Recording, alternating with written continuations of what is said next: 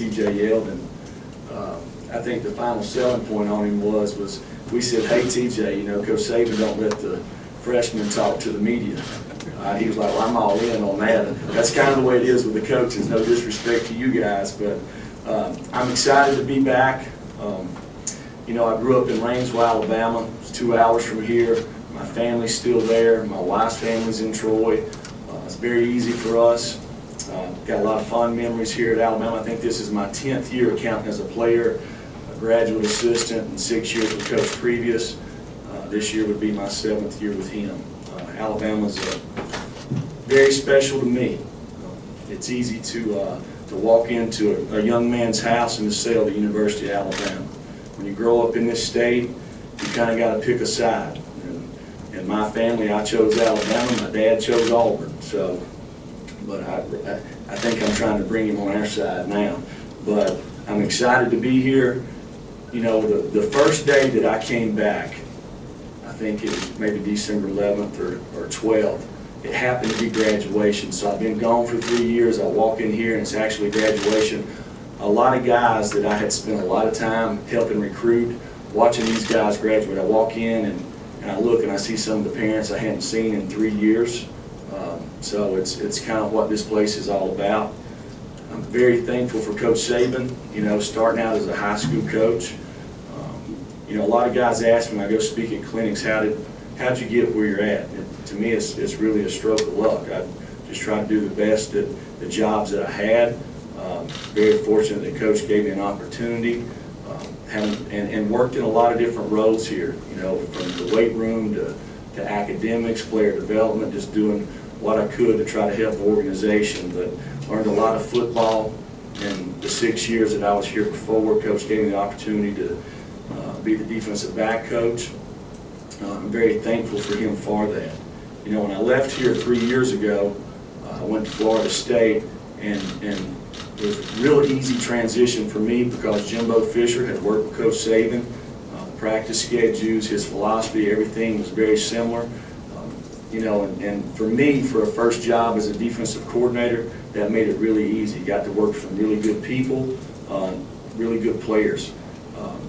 We won a national championship from there, going to Georgia, working with Coach Rick. Probably for the last 2 years, I learned as much about being a man from him as anything. Very thankful for the opportunity that he gave me. The one thing about in this business about moving, you get in this business to have a positive impact on kids. My first job, I tell guys in recruiting, you're probably not going to find any defensive coordinator in America that his first job, he was a K through 3rd grade PE teacher. Done that for 3 years. You're just not going to find that. And you know, my family has a history of educators, and to me that's what it's about to players. But unfortunately in this business we do have to, there is transition, you know, so that's the tough part. But it was good to get back to see some of the old faces, the Ryan Andersons, the Dalvin Tomlinsons, Big Shane, just guys that kind of involved in recruiting. So it's fun to be back in the building. Unfortunately, there's some folks that were here before that's not here now. Every day I see Mal's, may get a little emotional here, I see Mal's you know, name on the plaque there. So excuse me, I'm sorry. But you got people that poured into this program, so this means a lot to the people in this state, and it's a very special place to me. We've got some changes on our defensive staff. You know, Carl Dunbar will coach the defensive line. Tosh LaPoy is still here coaching the outside linebackers, and Derek Ansley is now coaching the defensive backs. That's 3 guys that the first thing they're going to do is put the kids' good intentions. I mean, everything, they're going to make the kids work hard. They're going to buy into the program, and really good guys. I think we got a good staff here. You know, talking about this year's defense, this is a 2016 defense. It's not 2015, 13, you know, 9, 10. This is 2016. You know, our kids are they're buying into the fact that we've not done anything. And, you know, that sometimes, you know, I was here before when we had some success. You know, we won a championship in 9, And the next year, we couldn't hardly get over ourselves. 2011, we had a little better transition after we'd experienced it before and understood the growing pains. We've got to get over ourselves. That's over with now. So we're trying to create our identity for this year's team, creating the right practice habits, the right mental toughness, being relentless competitors. We have experience at all three levels on our defense. We got some guys coming back on the defensive front. We got some guys at outside linebacker that's played a lot of games, inside linebacker, and we got some guys in the secondary. We're trying to create some depth on our defense right now. And one thing that we keep stressing to these guys is nobody cares about what plays you made last year. It's all about this year. So we're starting every day talking about eating just one rep at a time. Let's get better, one rep at a time. Okay, we'll start over here with Aaron. Hey, Jeremy, you were able to help Georgia's pass defense turn around pretty quickly there. What's your philosophy on pass defense, and how aggressive do you want to be on that side? Well, one thing when I went to Florida State, we had very similar players.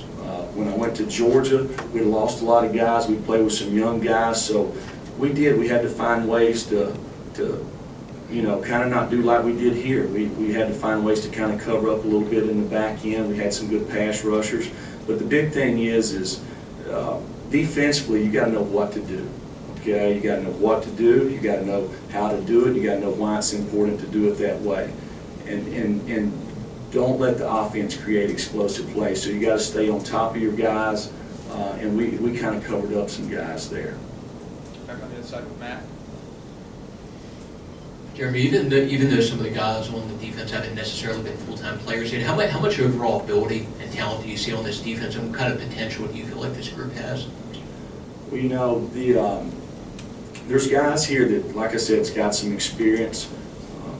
To me, as Coach Saban, when he recruits guys, he's looking for the right intangibles. There's a certain criteria for each position, and the guys wouldn't be here if they didn't meet those criteria. The thing is, there's a transition from high school to college. And some guys, it's immediate, it's easy for them, and some guys it takes time. Some of that has to do with the position you play. But football is a developmental game, so you got to go out there and work on the fundamentals to get better. Stay back there with Cecil. Coach, you, I guess inherit is the right word, coming back, a couple of guys who could have gone pro last year, and Jonathan Allen and Tim Williams. What do you see from them looking forward, and how does that change your defense that they came back? Well, there's been a history here in the last 10 years since Coach has been here. There's been several guys that's had opportunities to go out for the draft, and to me that says a lot about Coach Saban and how he treats his players when these guys decide to come back. If guys wasn't happy here, wasn't excited about being here, and wasn't buying into the process, it would be easy for them to go ahead and take the money. So to me, that says a lot about the program here. We're going to go right here in the middle with Alex. Jeremy, with some of those guys, Tim and the speed coming back, just how dynamic can this pass rush be this year, especially after last year's leading the nation in sacks? Well, a lot of that has to do with the quarterbacks you play, type of offenses you play. One of the things somebody asked about the pass defense, some of that can be kind of swayed a little bit based off the offenses you play. You play some triple option teams. It can sway your run stats or your passing stats. But, there were some guys who had success rushing the quarterback last year. Some of that goes into getting guys in the right down and distances, so you got to play well on first and second down, and you got to cover them in the back end, because if guys are running open, the ball's going to come out of the quarterback's hand. We'll go in the back with Chris Walsh.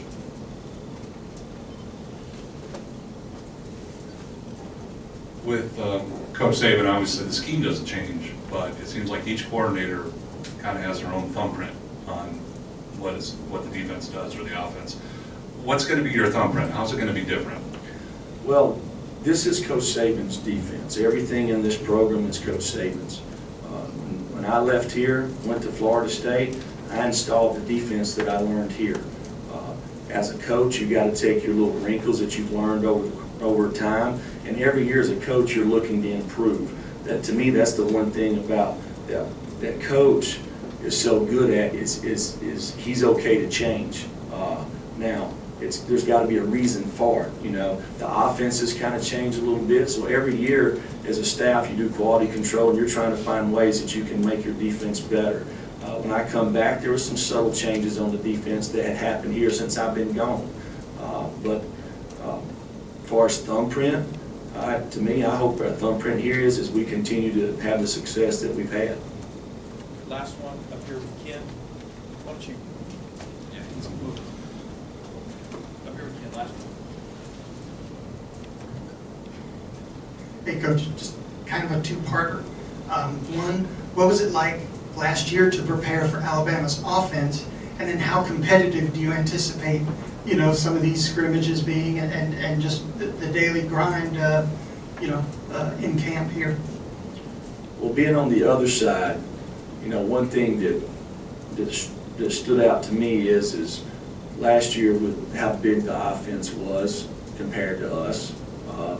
You know, and the thing about it is a lot of people can have success, you know, running the football offensively, but you got to be able to do it over and over. And to me, that's one thing, being on the other side, playing against Alabama, the commitment to run and having to sit in there and stop them play after play after play, which we didn't do, you know.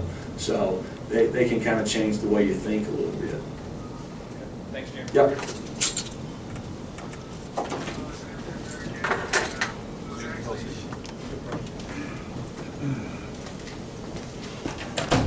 From our experience here, but winning the back-to-back SEC championships and national championship last year obviously was very exciting, and to again be a part of the process and continue to learn here.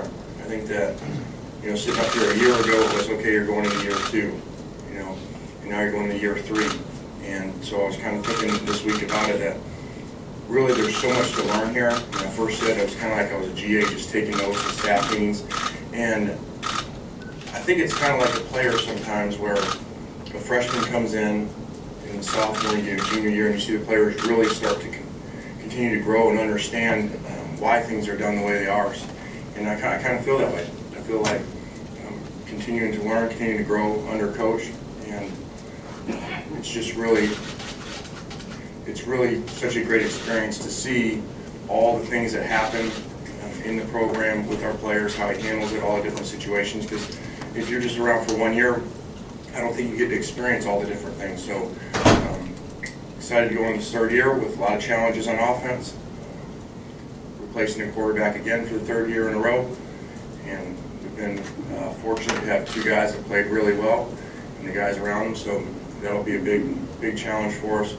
And I think everybody knows about Derek and Kenyon losing, I think, 2 of the top 3 running backs drafted, and have to replace them, and that'll be very difficult. But I think the center is going to be extremely hard to replace no matter who's there, because as you can see, you know, being the first guy drafted, which I don't think a lot of people would have thought a year ago, on our team with all the great players, shows how valuable he was to our guys around him and to both quarterbacks as well.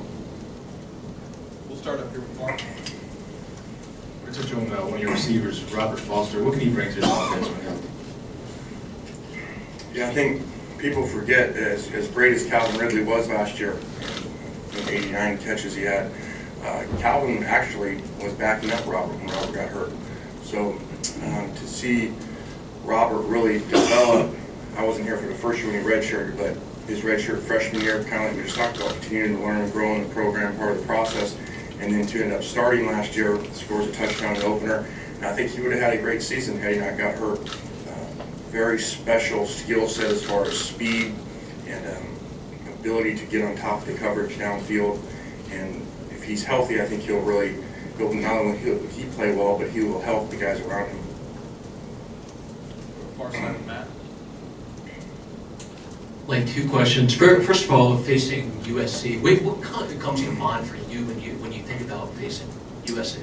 Yeah, I know this sounds strange. I really have not thought a lot about it. You would think that I have, but it really doesn't it really doesn't matter. That's down the road. And the process is today and what's going on and how we can get better today, because you really don't worry about it. We're not preparing for them. We're not game planning for them. We're just trying to get our players better and figure out our own depth chart. Now, later on, that week when we get into it, I'm sure there'll be some, different feelings and emotions, but I really haven't thought about it much. I have a second question. Blake Barnett, where have you seen him change since the spring, and where does he need to continue to get better in a legitimate factor in this competition? Yeah, I think when Blake first got here, he was performing extremely well, and really, there were times where we were thinking that he was really in the battle last year to be the guy. And like normal, when you're a freshman, kind of went up and down through some practices and scrimmages. And then really, I think he would tell you too, did not have his best spring. And he really had a great off season. He had some health issues where he lost some weight, gained weight back. He's bigger, stronger than he's been. And through a couple of days, he looks really good and looks really strong, very quick feet, and continuing to grow in the offense. So we're very excited about where he's at. Season. You've had less time with Jalen Hurts, but having one spring with him and then I guess the work in the summer, how has he progressed? And for a guy who was supposed to be in high school, I guess, last spring, what are your impressions of him? Yeah, I think that's a good point. In the high school, everybody comes watch spring, and you guys watch it in spring games and stuff. These guys, all these mid-years are really seniors in high school. Like Jonah Williams, who's the starting right tackle, and he struggles in the game. We got to remember, he's a senior in high school. The other guys are going to prom. So Jalen really to come in, I think if you come in as a mid-year and you perform well at all, you're going to be pretty good, because most of the guys will struggle a lot. And very, very special skill set. Very strong kid, one of our top lifters in strength, 40s, vertical.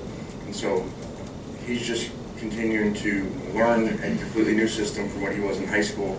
And that transition for all players, especially quarterbacks, is difficult. But he's handling it really well, and we're really excited about what he's done and some of the plays that he makes that are really not in rhythm plays because of his ability, to make big plays. Here in the middle with Alex. This is kind of an off-beat question, but I wanted to ask you, we've seen a little bit more interaction on social media from you. And so what's your personal approach to Twitter, dealing with social media, and you kind of get some sort of joy out of some of the emojis you put out there and that kind of thing? Yeah, well, I don't really run my Twitter or social media. Coach Saban runs it.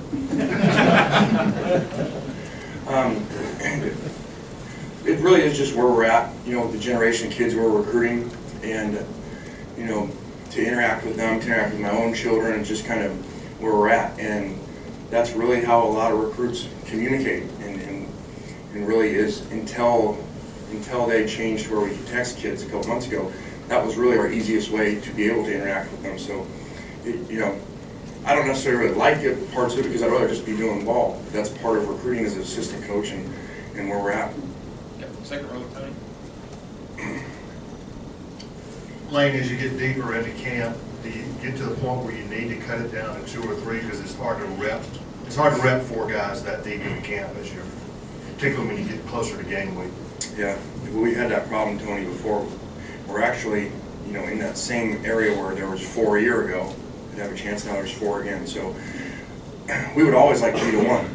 That's the best thing. So, but we don't want to eliminate anything because this has been a very strange quarterback competition over the 2 years. You guys watching scrimmages or games, even ourselves as staff, if you took a poll at times 2 or 3 weeks before the openers last 2 years, it would be mixed on who was going to be the starter.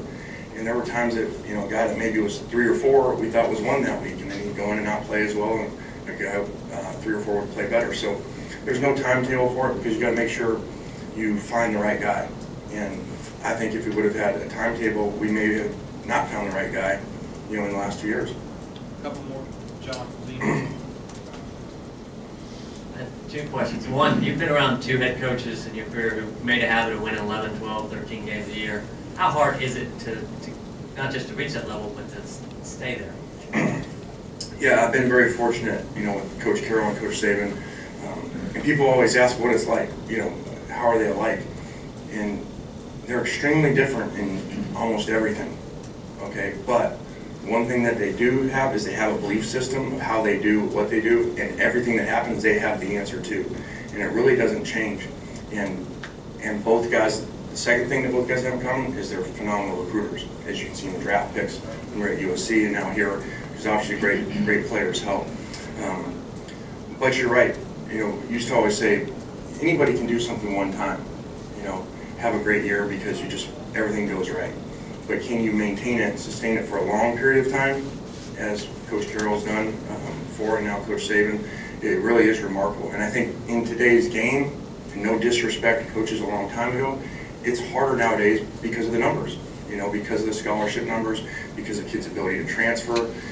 We have less kids, and so the margin for error, when we miss on kids, they're going to the people that we play versus when you could take 40 or 50 kids in a class. So I think it's unbelievable what Coach Carroll did, and now the run that Coach Saban, it really is remarkable.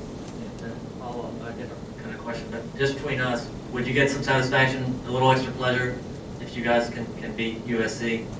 There's like 10 cameras back there, and we're going to say something just between us. No, again, I really have not thought much about it, and it won't be about me, just like it wasn't about me when we were at Tennessee. It's not about Coach when we go to LSU. It's about our players playing really well, and all we can do is put our players in the best position to win.